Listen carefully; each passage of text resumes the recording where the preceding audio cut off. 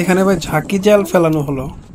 ভাই বিশ্বাস করবেন না, আমাদের এই যমুনা নদীতে, মানে যমুনা নদীর শাখা নদী বংশাই নদী, এখানে যে ঝাঁকি জাল ফেললে যে কি পরিমাণ মাছ, যখন দেখবেন হয়তো বা তখন বিশ্বাস করতে পারবেন কি পরিমাণ মাছ যে এখানে আছে ভাই।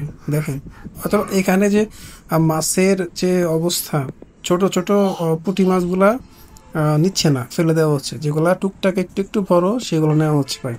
এখানে কি পরিমাণ যে মাছ আছে এখন বর্তমানে, যে কিছুদিন আগে, দুই একদিন আগে বৃষ্টি হলো, তারপর থেকে ভাই দেখেন দেখেন কি পরিমাণ মাছ এখানে হয়তো বাসা বাসা দেখা যাচ্ছে ভাই।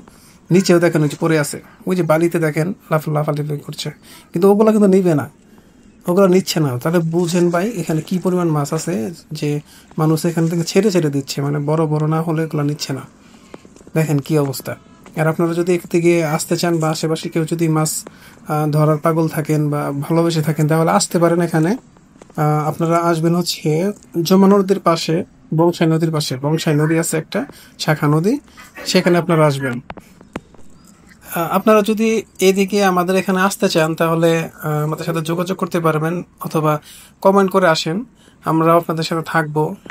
যারা এখান থেকে মাছ ধরতে চান, এখানে শুধুমাত্র পুঁটি মাছ না, বা এখানে ধরেন বাইম মাছ, তারপরে নোরা, মিরকা, যাবতীয় সব ধরনের মাছ আছে। বাইলা মাছ, নদীতে যাবতীয় যত মাছ থাকে তত মাছই পাওয়া যায়, বাট এদিকে একটু ছোট ছোট মাছগুলো পাওয়া যাচ্ছে।